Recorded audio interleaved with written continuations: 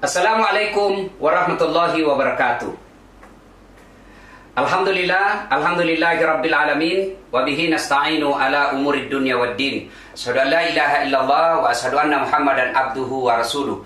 Allahumma salli ala sayidina Muhammad wa ala alihi wa sahbihi ajma'in. Amma ba'd. Ibu bapak, saudara-saudara sekalian, dimanapun Anda berada yang menyaksikan tayangan ini, syukur alhamdulillah, di tengah-tengah kesibukan seorang Jenderal Bintang 4, Kepala Kepolisian Republik Indonesia, Jenderal Pol Idam Aziz, berkenan untuk kita sita waktunya berbagi informasi, berbagi ilmu kepada kita semua. Ini kesempatan yang sangat langka, karenanya saya berterima kasih dan bersyukur kepada Allah atas acara yang insya Allah manfaat.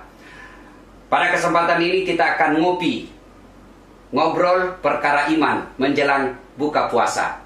Nah, bersama kita Bapak Jenderal Polisi Idam Aziz, saya akan bertanya beberapa hal dan Pak Jenderal boleh juga bertanya kepada saya tentang beberapa hal. Ya, gimana kabar Pak Jenderal? Alhamdulillah, wa syukurillah, saya dalam keadaan sehat-sehat di Jakarta. Pak Ustadz gimana?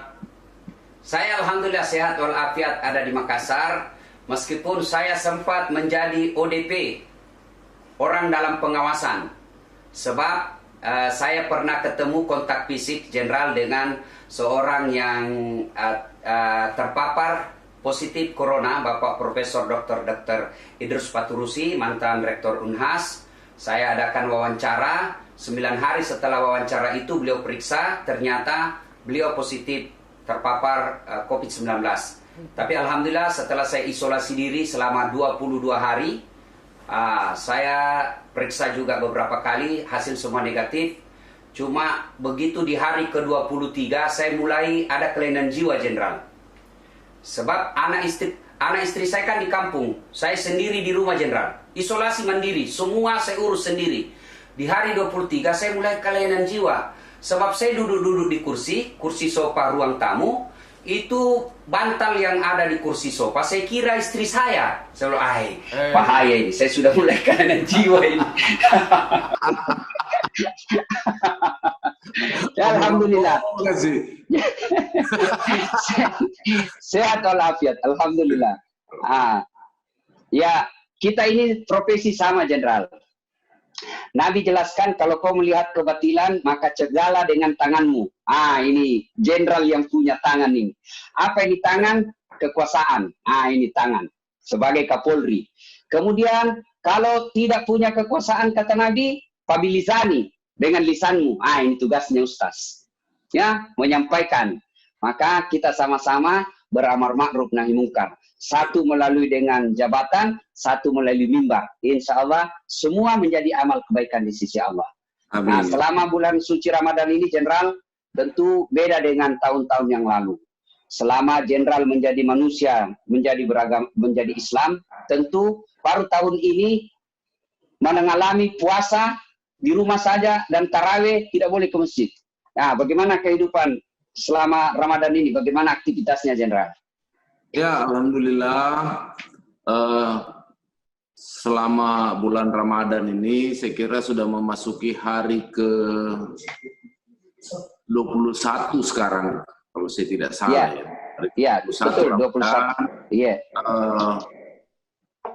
Saya dalam keadaan sehat, aktivitas sehari-hari juga mengikuti setiap hari ratas dengan Bapak Presiden melalui Vikon, rakor, maupun kegiatan-kegiatan video conference melalui bersama para menteri, para menko, kemudian juga kegiatan di internal Polri kita lakukan melalui Vikon kepada seluruh para Kapolda maupun rekan-rekan PJU. PJU itu maksudnya pejabat utama. Ada juga yang secara langsung kita berikan arahan, saya berikan arahan, tapi tentu mengikuti protokol WHO, protokol kesehatan, serta aturan-aturan yang sudah dikeluarkan oleh pemerintah melalui Menteri Kesehatan. Alhamdulillah sampai hari ke-20 ini seluruh aktivitas di institusi Polri berjalan dengan baik karena memang kita sadar bahwa negara dalam situasi pandemi corona ini membutuhkan institusi Polri untuk memberikan pengabdiannya yang terbaik sehingga negara kita ini sesegera mungkin bisa keluar dari masalah pandemi corona ini. Itulah kegiatan saya sehari-hari sampai di hari ke-20 ini, Pak Ustadz. Termasuk sekarang saya bicara sama Ustadz kebanggaan. Kebanggaan saya secara pribadi, kebanggaan seluruh masyarakat di Sulawesi. Saya juga bangga ini bisa bicara sama Ustadz dengan pengikutnya yang kurang lebih 80 juta. Jadi saya ini ya, jadi Jenderal, kita kasih saya ini 3G, 3G. Apa itu? Gola-gola gatta.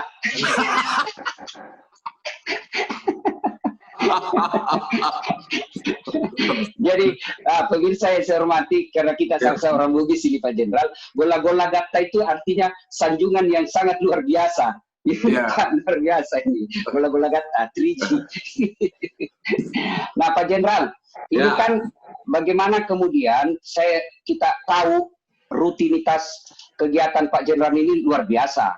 Di samping sebagai Kepala Kepolisian Republik Indonesia yang harus melaksanakan tugas-tugas kenegaraan yang sangat padat, juga tugas-tugas sebagai seorang kepala rumah tangga, juga tugas-tugas sebagai seorang muslim yang harus memanfaatkan Ramadan ini dengan sebaik-baiknya. Dari sisi tadi pelaksanaan tugas sebagai kepala kepolisian, kalau sebagai pribadi muslim untuk meningkatkan kualitas ibadah di tahun ini karena kita di rumah saja, gimana Jenderal? Ya, masalah kegiatan itu kan harus semuanya berimbang, harus semuanya proporsional. Jadi ada hablum minan nas, ada hablum minallah.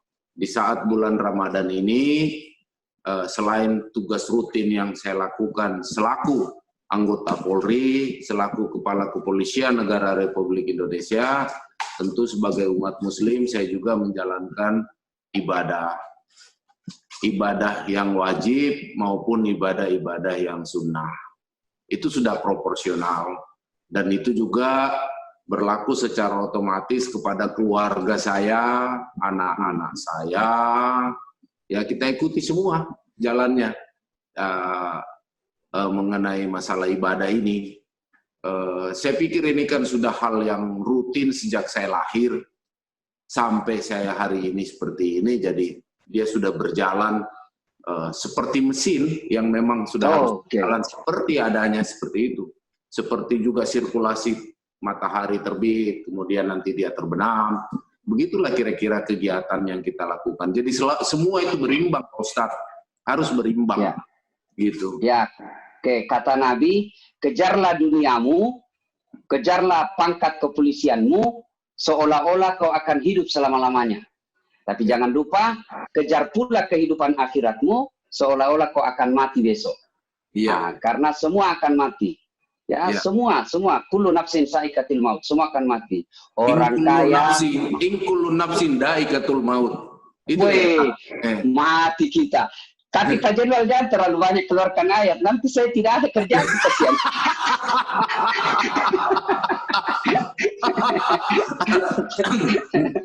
Jadi ya luar biasa. Ini karena Pak Jenderal kita ini pernah mondok, pernah juga pesantren. Ya, saya juga pernah pesantren, tapi pesantren kilat. Ya, alhamdulillah. Kemudian Pak Jenderal berkenan, saya beberapa hal yang ingin saya kemukakan kepada teman-teman yang menyaksikan ini. Pak Jenderal ini kemana-mana ketemu dengan anggota kepolisian ketika beliau berpidato, ada 3 entry point yang beliau selalu sampaikan. Yang pertama, polisi gaya hidup sederhana. Ya, saya ingat sekali kalimat beliau waktu pergi kunjungan kerja di Sulawesi Barat. Beliau katakan begini, kamu semua baru saja Kapolres, kalau kau ke bandara kau kuasai semua itu ruang VIP. Istrimu pengawalnya satu mobil, kamu satu mobil juga. Ini tidak bagus bagi seorang polisi. Ini luar biasa. Ya, teladan seperti ini mesti selalu dihidupkan di tengah-tengah polisi. Gaya hidup sederhana. Dan demi Allah, tidak ada orang tidak senang orang yang tinggi pangkatnya tapi gaya hidupnya sederhana. Malah meskipun dia sudah pensiun, orang akan menjadikan teladan buat dia. Lihat kau tahu itu Pak Jenderal Asis, dia Kepala Kepolisian Republik Indonesia, bintang 4, satu-satunya polisi yang bintang 4 di Indonesia, tapi gaya hidup sederhana. Itu akan dikenang. Tapi kalau baru jadi Kapolsek, seolah-olah kita yang punya di kampung, didoakan kita cepat pindah dan non-job. Nah, ini yang pertama. Ya, pertama beliau selalu sampaikan, ayo anggotaku para polisi gaya hidup sederhana. Yang kedua, yaitu cintai keluarga. Nah, ini karena banyak juga ini polisi yang kadangkala tidak cinta sama keluarganya. Malah sehingga ini yang terutama yang selalu pakaian preman. Ya, di lapangan mengaku bujang, ternyata sudah ada anaknya. Jadi cintai keluarga, ya. Cintai keluarga. Maka ini karena kita bisa sukses, nah ini kalau ditonton oleh para polisi, percayalah bahwa Pak Jenderal Idam Aziz bisa menjadi Kapolri, itu tidak bisa terlepas dari dukungan istri. Makoro Pak Jenderal? Iya, betul. Ya, ya, karena kalau istri di rumah mengamuk, saya saja Ustadz tidak bisa ceramah baik kalau istriku mengamuk. Coba, mau pergi ceramah, langsung dia bilang, nah sembunyi itu konsep, mati kita. Begitu kita sudah berdiri, kita kira ini konsep ada di kantong, kita ceramah, Allah Subhanahu wa Ta'ala berfirman, cari mati ini gagal konsepnya. Allah Subhanahu wa Ta'ala berfirman, ternyata konsep disembunyi sama istri. Jadi istri ikut berpengaruh, ya. Dan selalu saya berkelakar bahwa polisi itu biasanya umumnya takut sama istrinya. Tidak ada polisi yang tidak takut sama istrinya. Dan sudah bilang temanku yang polisi, sebenarnya kita ini polisi, Ustaz tidak takut sama istri. Cuma ini istri selalu melapor sama istrinya komandan.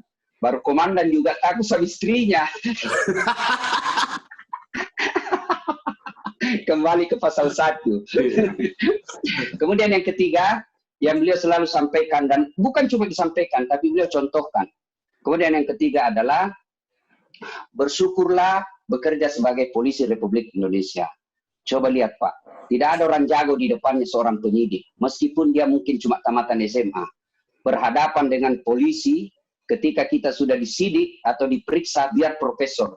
Baik, maka bersyukurlah menjadi polisi, karena tidak semua orang diberikan pekerjaan yang dihormati seperti seorang polisi. Tapi ingat, seorang polisi juga itu kadang perlu kesabaran yang sangat tinggi. Ya, Jenderal. Bagaimana, Jenderal? Ya. Ya, kesabaran seorang polisi. Ya. Yang pertama, memang keteladanan itu harus mulai dari atas. Jadi, saya tidak mungkin berkoar-koar supaya hidup sederhana, kemudian semua anggota memalingkan diri kepada saya, lalu saya menjadi seorang kelihatan hedonisme, glamour, itu omong kosong. Satu. Yang kedua, untuk menegakkan disiplin itu tidak bisa dengan bujuk rayu, harus dengan norma. Kenapa hakikinya saya secara pribadi menghimbau supaya semua anggota saya hidup sederhana. Satu falsafahnya di Polri ini, kita adalah pelayan masyarakat. Kita bukan penguasa. Oke. Ada di dalam asas Tribrata maupun Catur Prasetya, kita ini sebagai pelayan, pelindung, dan pengayom masyarakat. Itu baru dari sisi etika di dalam kita bernegara. Kemudian, kalau kita juga hidup mewah, bukan berarti tidak boleh hidup mewah. Bukan berarti kita tidak boleh punya barang, tidak boleh punya rumah besar, mobil, apa semua. Tapi kita ini sebagai pelayan masyarakat, itu dulu yang harus kita yang menjadi dasar cara berpikirnya. Dan itu saya selama jadi Kapolri sejak 1 November 2019, saya gelorakan terus. Saya harus memulai dari diri saya. Saya ajak para pejabat utama, para Kapolda, para komandan semua. Kalau para komandannya sudah bisa melakukan itu, memberikan contoh keteladanan yang baik, insya Allah anggota di bawah itu yang jumlahnya polisi ini 470.000 orang akan ikut. Betul. Akan ikut seperti itu. Itu salah satu contoh bagaimana saya menginginkan pola hidup sederhana. Dan memang itulah yang harus didambakan. Apanya juga yang kita mau pamer-pamer ini. Apanya juga yang kita mau sombongkan ini. Iya kan? Tidak ada yang kita mau, tidak ada yang mau kita, tidak ada yang boleh disombongkan sama polisi ini. Nanti belum apa-apa orang bisa masyarakat bilang itu, orang di Tandru Tedong itu bilang, gajinya cuma berapa saja dia naik apa, dia pakai uji yang mahal-mahal, iya toh? Iya. Tetapi hakikinya, Ustadz, adalah hakikinya adalah pola hidup sederhana itu harus dimulai dari komandan-komandannya. Itulah yang dibilang satu keteladanan lebih baik daripada 1000 nasihat. Oi, subhanallah. Cocok Jenderal. Cocok. Sederhana. Cocok Jenderal. Cocok. Yang kedua, masalah apa tadi itu? Masalah mencintai keluarga. Ya. Kita ini kadang-kadang kalau belum ada tidak ada kita punya uang, kita sayang kita punya istri. Begitu kita sudah punya jabatan, begitu sudah punya banyak uang, kita lupa kita punya keluarga.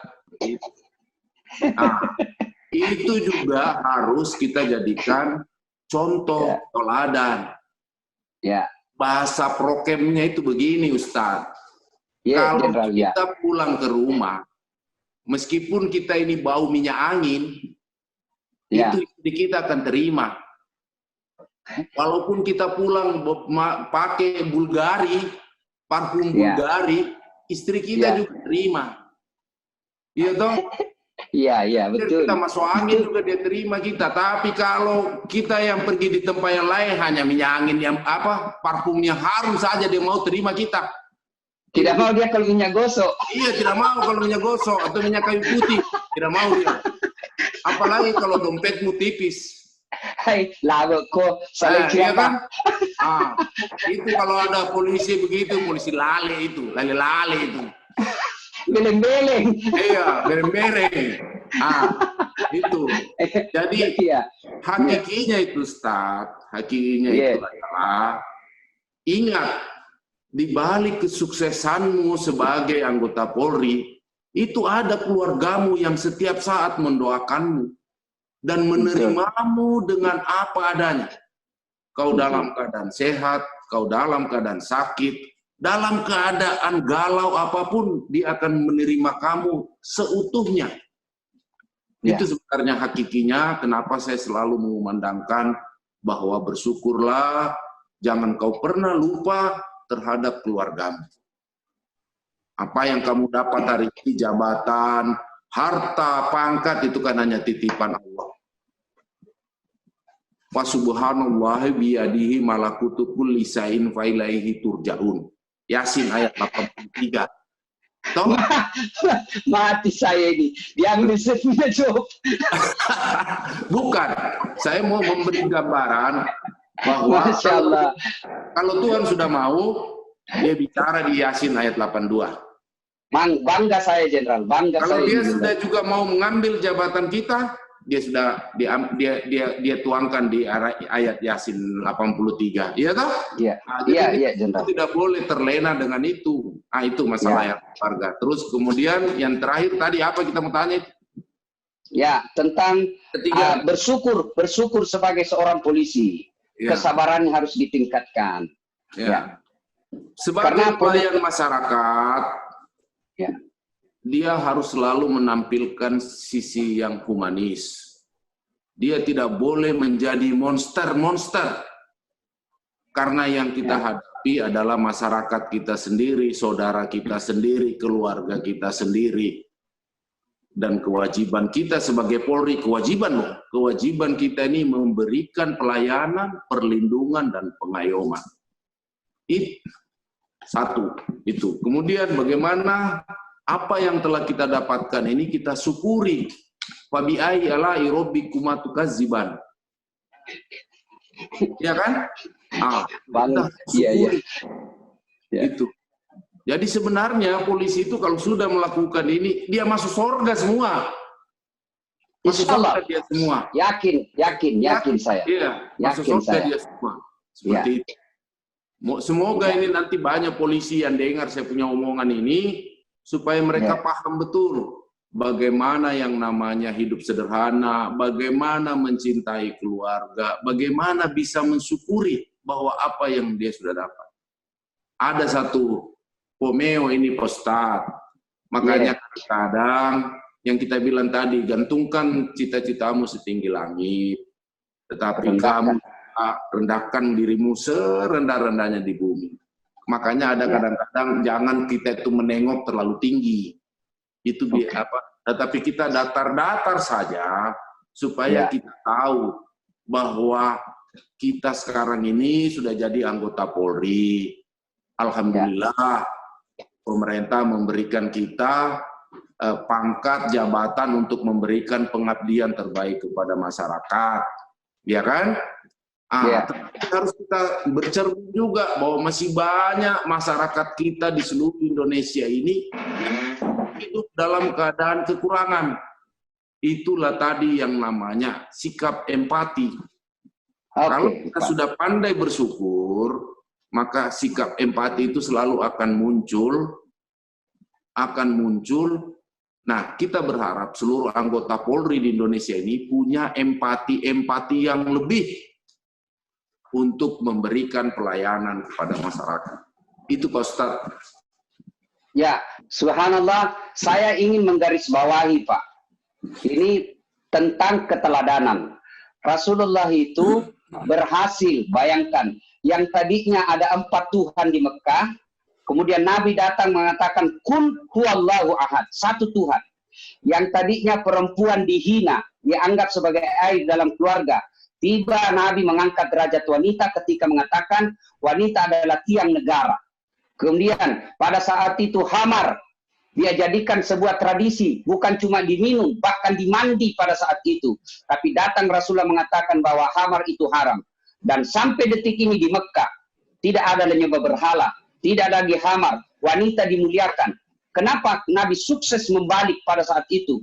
Pada waktu itu Nabi tidak punya tim sukses. Pada waktu itu Nabi tidak punya donatur, tidak ada yang bisa memberikan dana untuk pergerakannya, tapi berhasil.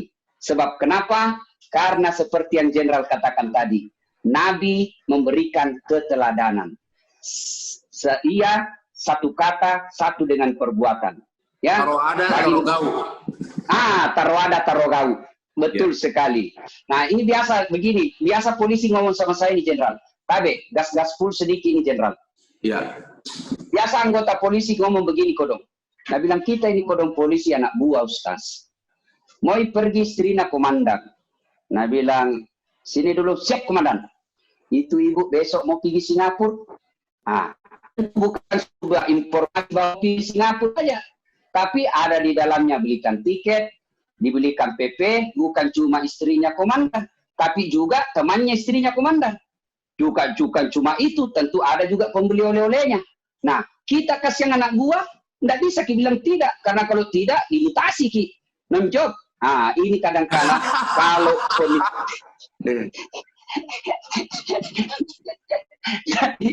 jadi kalau pemimpinnya bisa memberikan keteladanan, hakul yakin, saya juga yakin, Jenderal. Insya Allah polisi akan menjadi orang-orang yang gampang masuk ke dalam surga. Apa jaminannya? Ada 7 golongan orang yang dilindungi di padang mahsyar, kata Nabi. Dilindungi di padang mahsyar. 7 orang. Satu diantaranya, kata Nabi, imamun adil. Kapolri yang adil, Kapolres yang adil, pemimpin yang adil akan diberikan kemudahan untuk masuk ke dalam surga. Coba, saya kasih selalu saya kasih contoh di depan Kapolres.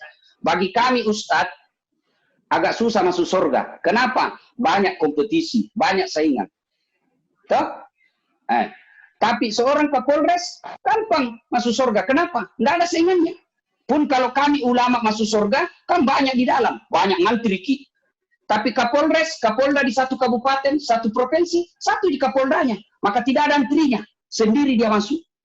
Kapolri di Indonesia, satu ji. Kalau ulama, ulama mana? Ulama Sulawesi kah? Ulama Jawa Timur kah? Ulama Nusa Tenggara kah? Ulama dari Bali kah? Banyak ulama. Tapi Kapolri, satu ji. Jenderal Idam Aziz. Gampang masuk surga, tidak perlu ngantri.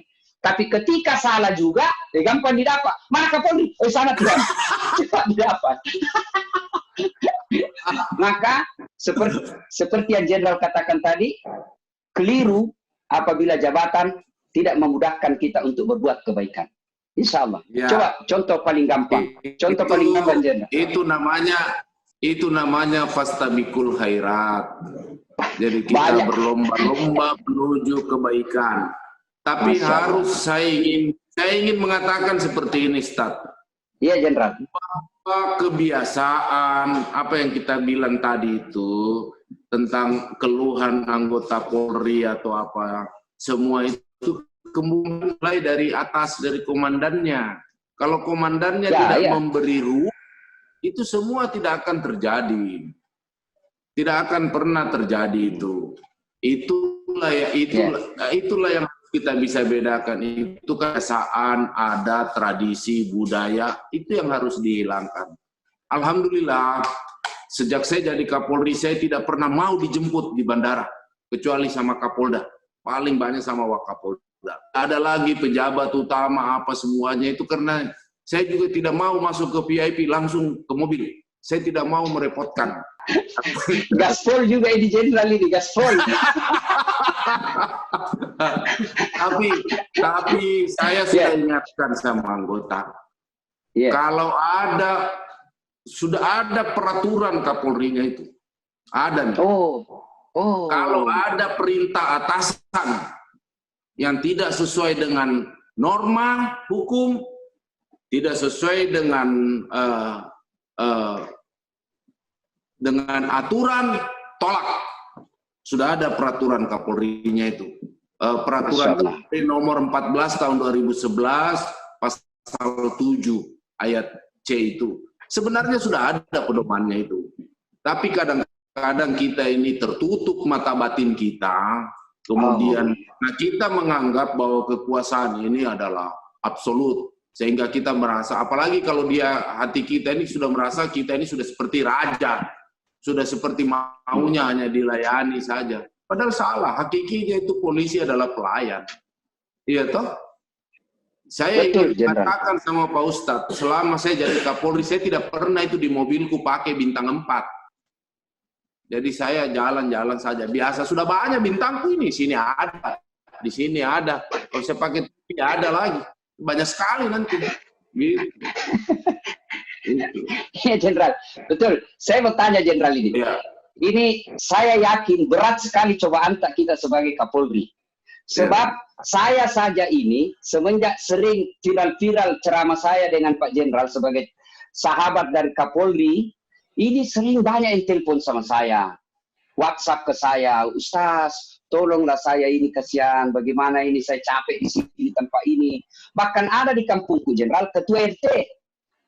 Tamatang SD mi sekolahnya Jenderal, SD mi tamatnya. Sidikku ke kampungnya, keluarga di kampung, ketua RT. Nah bilang sama saya, makanya Jenderal, Ustaz, saya lihat kau macawe kok kepoan, Pak Kapolri, sepuji kok Kapolri Wita. Iya, artinya kamu baku baik sama Kapolri. Ya baiklah, sesama Muslim. Bisakah kamu bantu saya itu? Bantu apa?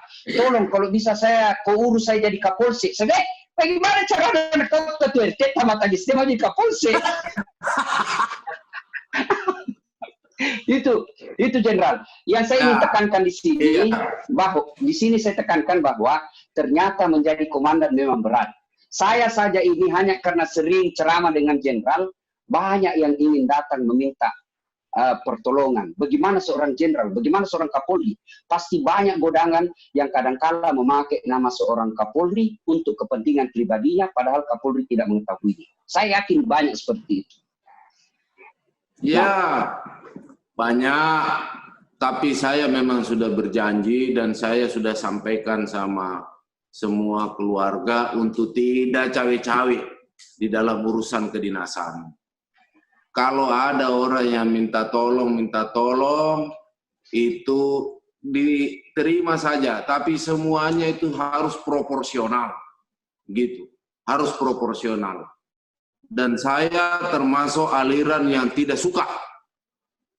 Kalau orang itu minta tolong kiri, kanan, apa semua tidak. Karena saya punya mekanisme di Mabes Polri untuk melihat siapa polisi yang bekerja baik, siapa yang bekerja tidak baik. Di mekanismenya di Polri. Betul. Saya lihat itu, Jenderal, itu bukan cerita, fakta. Bagaimana kita lihat di medsos, seorang polisi yang tidak pernah mendaftar untuk sekolah perwira di Sulawesi Utara, kalau saya tidak salah, karena membantu pemakaman korban COVID, langsung dikasih jatah untuk sekolah. Ya, dan ini saya kira sangat luar biasa, memotivasi buat teman-teman yang anggota Polri untuk seperti yang kalau Jenderal katakan bahwa ada mekanismenya, siapa polisi yang bekerja dengan baik tanpa ada KKN, insya Allah dapat penghargaan dan dapat apa yang dia hendaki. Ya. Jadi itu tadi yang saya bilang, kadang-kadang kita harus bisa membedakan mana budaya, mana tradisi, mana adat, mana kebiasaan. Nah, kalau di Polri ini kan mekanismenya sudah ada.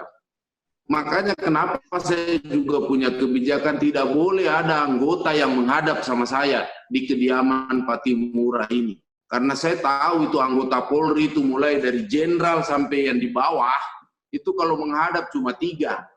Pertama, minta jabatan. Kedua, mempertahankan jabatan. Ketiga, minta sekolah. Tidak lebih itu. Hanya dibungkus dia pura-puranya di silaturahmi. Terus nanti bawa tenteng, ya toh, bawa ikan bakar, itu tidak baik. Tidak bagus. Gaspol juga ikan Polri. Ya, gaspol. Jadi maksud saya mau ngomong, bahwa mekanismenya di Polri ini sudah ada, seluruhnya bekerja saja dengan baik.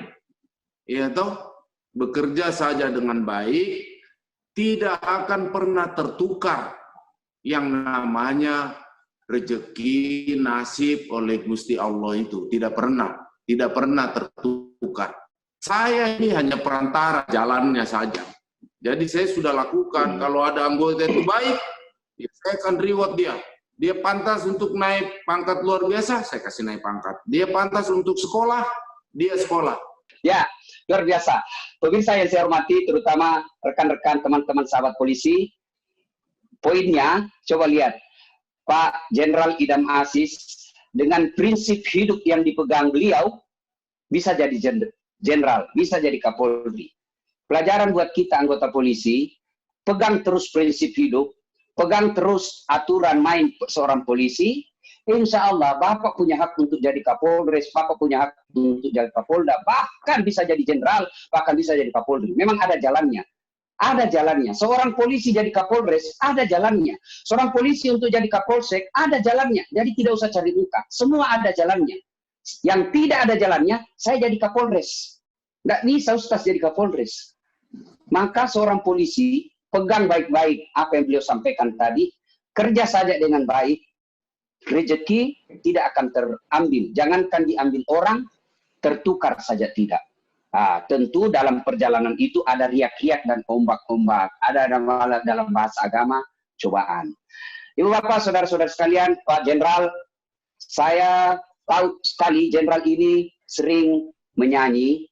Mungkin di tengah-tengah wabah seperti ini, berkait dengan himbauan untuk tidak mudik, supaya orang tidak mudik, perlu juga sebelum kita mendengarkan, berkenan Pak Jenderal mendengarkan, melantunkan lagu favoritnya, kita mau dengar hiburan buat polisi yang kerja kasihan. Karena polisi juga ini memang susah hidupnya ya. Kadangkala dibenci oleh masyarakat, tapi dirindukan. Coba lihat, saya selalu bilang Jenderal, jangan kau musuh itu polisi. Kalau rumah dirampok, anak diperkosa, suami dibunuh, siapa kita cari? Bukan itu pengustas, bukan. Siapa dicari? Rumah diserobot tanahnya, siapa kita cari? Polisi. Mobil dirampok, siapa kita cari? Polisi. Maka kalaupun ada polisi yang tidak bagus, tidak seperti harapan kita, jangan dimusuhi institusinya, tapi didoakan mudah-mudahan kembali ke jalan yang lurus. Nah, himbauan Kapolri untuk tahun ini kita tidak mudik. Kenapa tidak mudik? Mudik itu ibadah, ya. Apalagi kalau orang tua kita di kampung. Silaturahmi itu ibadah, kebaikan, birrul walidain. Tapi untuk tahun ini kita tidak mudik. Sebab apa? Menghindari penularan wabah. Niat kita baik, tapi kalau cara salah, bisa jadi menjadi petaka buat kita. Karenanya mohon keikhlasan untuk mudik tahun ini, biaya mudiknya kita transfer saja. Kirimkan orang tua. Atau video call. Bisa. Sekarang lebih modern lagi. Video call terbatas bisa dengan acara Zoom, telekonferensi, bisa. Insya Allah tahun ini dengan tidak mudik menjadi lebih mulia daripada mudik. Karena kalau mudik bisa jadi kita membawa wabah ke kampung kita. Nah, Pak Jenderal seperti yang saya katakan tadi, berkenankah Pak Jenderal menyantunkan lagu-lagu Bugis, lagu andalannya? Karena banyak sekali lagu andalan Pak Jenderal. Bisa barangkali 1-2 bait. Kita dengar lagu. Ya. Tat, begini. Sebelum saya mengakhiri ini, izinkan saya selaku Kepala Kepolisian Negara Indonesia untuk memberikan beberapa himbauan. Yang pertama, sebagai Kapolri, saya telah mengeluarkan maklumat Kepala Kepolisian Negara Republik Indonesia untuk melakukan dan tidak melakukan hal-hal yang berhubungan dengan wabah COVID-19 ini. Ya, di dalam maklumat saya sudah jelas. Yang kedua, sebagai umat Islam, kita ini kan harus mengikuti apa yang menjadi anjuran baik itu ulama maupun umaro. Umaro dalam hal ini adalah pemerintah. Nah, sekarang ini negara kita sedang dilanda COVID-19. Virus corona yang sudah di seluruh provinsi, seluruh Republik Indonesia ini. Sehingga saya mengajak seluruh saudara-saudaraku yang menjadi pemirsa di YouTube-nya Pak Ustadz Dasat ini, agar marilah kita mentaati semua apa yang sudah dihimbau oleh pemerintah untuk kita tidak lakukan, termasuk himbauan mudik tadi. Ya. Salah satu amalan yang kita juga akan dapatkan ketika kita mengikuti apa yang menjadi anjuran ulama maupun umaro. Saya juga berpesan, tetaplah pada standar tentang masalah supaya kita terhindar dari COVID. 1, hidup sehat. 2, budaya cuci tangan. 3, budaya pakai masker. Dan yang keempat, tentang physical distancing.